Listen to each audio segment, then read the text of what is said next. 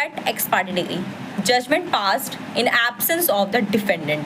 अब डिफेंडेंट के एब्सेंस में कोई भी जजमेंट पास हुई है उसको हम एक्स पार्टी डिग्री कहते हैं। अब होता क्या है इसमें, जो डिफेंडेंट होता है वो कोर्ट में आता ही नहीं है। मीन्स अगर पिटीशन फाइल हो जाती है तो डिफेंडेंट उसकी रिटन स्टेटमेंट नहीं देता। डिफेंडेंट ये चीज़ रखता ही नहीं है कि उसने ऐसी चीज़ करी ही नहीं है।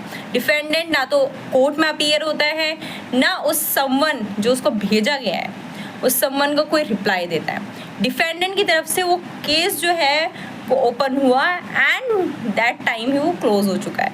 लेकिन कोर्ट की नज़र में जब तक उसमें पिटिशनर एविडेंस दे रहा है, स्टेटमेंट चल रही है कोर्ट में, उसका पूरा प्रोसेस चल रहा है, तब तक कोर्ट उसको वैलिड मानेगी और कोर्ट उस केस को एंटरटेन करेगी।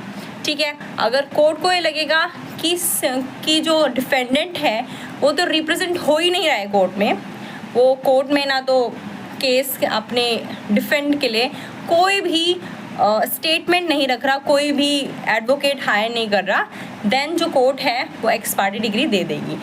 In order 9 rule 13 of CPC define क्या करता है, अगर डिफेंडेंट को ये लगता है कि एक्स पार्टी डिग्री जो आई है वो उसके बिहाफ पे नहीं आ रही, देन वो क्या करेगा, सेट असाइड की एप्लीकेशन लगाएगा और उसमें सफिशिएंट रीजनेबल ग्राउंड्स देगा कि उसने वो क्यों नहीं आया उस टाइम पे, उसने क्यों अपीयरेंस नहीं दी कोर्ट में और समवन का रिप्लाई क्यों नहीं दिया।